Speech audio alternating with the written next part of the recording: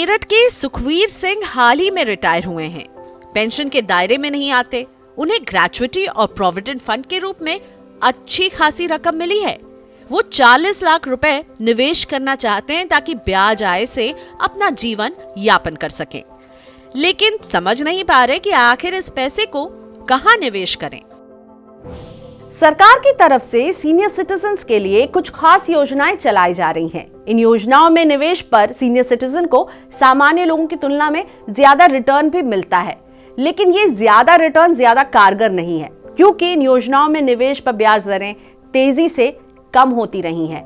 ऐसे में senior citizen के सामने हमेशा ये सवाल खड़ा रहता है कि वो और आय पाने के लिए क्या करें, कहां निवेश करें। टैक्स एवं इन्वेस्टमेंट एक्सपर्ट बलवंत जैन कहते हैं कि चूंकि सुखवीर सिंह अब रिटायर हो चुके हैं, इसलिए इन्हें बड़ा जोखिम लेने से बचना चाहिए। सुरक्षित निवेश के साथ निश्चित रिटर्न के लिए उन्हें अपनी रकम को हिस्सों में बांटना चाहिए। उनके लिए व्यय वंदना, सीनियर सिटीजन सेविंग स्कीम और फ्लोटिंग रेट सेविंग बॉन्ड बेहतर विकल्प साबित हो सकते हैं। सुखवीर 15 लाख रुपए व्यय वंदना में निवेश कर सकते हैं। सरकार की 10 साल की ये पेंशन योजना LIC के जरिए चलाई जा रही है। अभी इसमें 7.4% सालाना ब्याज मिल रहा है। सुखवीर इसमें अगर अभी निवेश करते हैं तो उन्हें 10 साल तक इसी हिसाब से ब्याज मिलेगा। नियमित पेंशन के लिए उन्हें इस योजना में एक मुश्त निवेश करना होगा। इसके बाद वो मासिक, तिमाही, छमाही अथवा सालाना पेंशन का विकल्प चुन सकते हैं। अगर वो हर माह पेंशन लेंगे तो 9,250 रुपए मिलेंगे, तिमाही में लेंगे तो 27,750 रुपए मिलेंगे, छमाही में 55,500 रुपए और सालाना पेंशन के एवज में 1,11,000 रुपए मिलेंगे। व्यय वंदना में एक व्यक्ति अधिकतम 15 लाख रुपए तक ही निवेश कर सकता है। ये योजना 31 मार्च 2023 तक के लिए है। सुखवीर सिंह 15 लाख रुपए सीनियर सिटीजन सेविंग स्कीम में निवेश कर सकते हैं। ये बुजुर्गों के लिए सबसे कारगर मानी जाती है। इस निवेश पर 7.4% ब्याज मिल रहा है।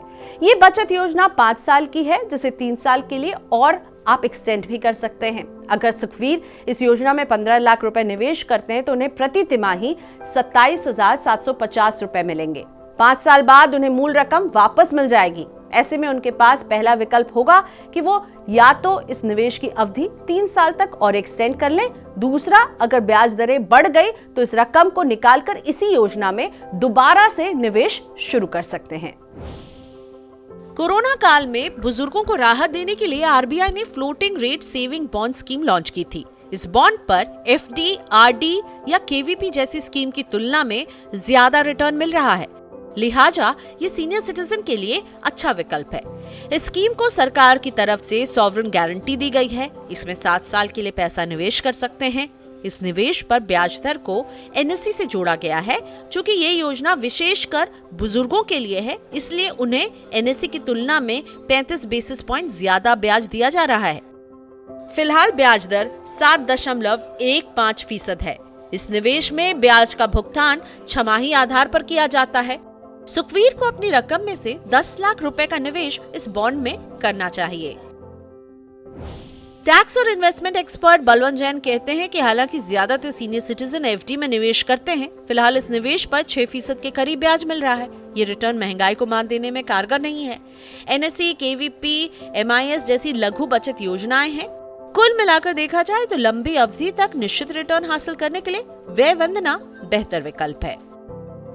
मनी 9 की सलाह, रिटायरमेंट के समय जो रकम मिली है उसे पूरा निवेश ना करें। कम से कम 6 महीने के घर खर्च के बराबर बचत खाते में पैसा जमा रखें। इसके बाद जो रकम मिले उसे हिस्सों में निवेश करें। इससे आपके निवेश का संतुलन बना रहेगा।